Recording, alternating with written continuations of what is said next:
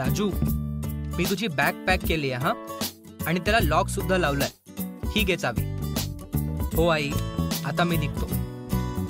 असं म्हणून राजू सहलीला गेला. मित्रांनो, राजूच्या आईने 2 इंग्लिश शब्द वापरले. लॉक म्हणजे कुलूप आणि पॅक म्हणजे भरणे. आता मला सांगा, दोनही शब्दांमध्ये सी के आहे. सी आणि के चा आवाज होतो क. पण आपण लॉकला लॉ क म्हणतो का? पॅकला आपण पॅ क म्हणतो का? तर नाही.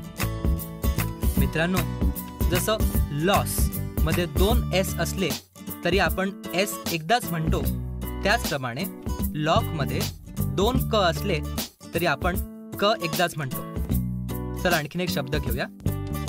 KICK या शब्दाला आपण की कक न म्हणता किक असं म्हणतो.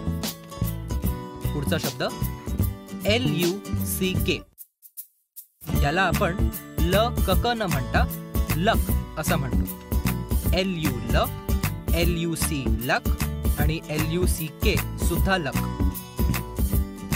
आणि जर या शब्दाला आपण वाय जोडला तर काय उच्चार होईल?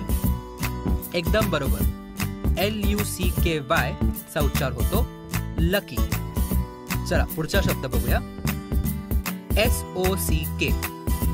आता SOC चा उच्चार होतो सॉक आणि SOCK चा उच्चार सुद्धा होतो सॉक. आता सॉकला आपण एस जोडला तर त्याचा काय उच्चार होईल?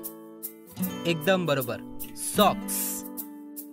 मित्रांनो, या व्हिडिओमध्ये आपण शिकलो की CK जेव्हा शब्दात येतो तेव्हा C आणि K चा उच्चार 2दा न घेता एकदाच घ्यायचा. महाराष्ट्र होतो इंग्लिश साक्षर. तुम्ही मागे राहू नका. लीप फॉरवर्ड विकसित टेक्निक्सचा वापर करून तुमचा वर्ग इंग्लिश साक्षर करा.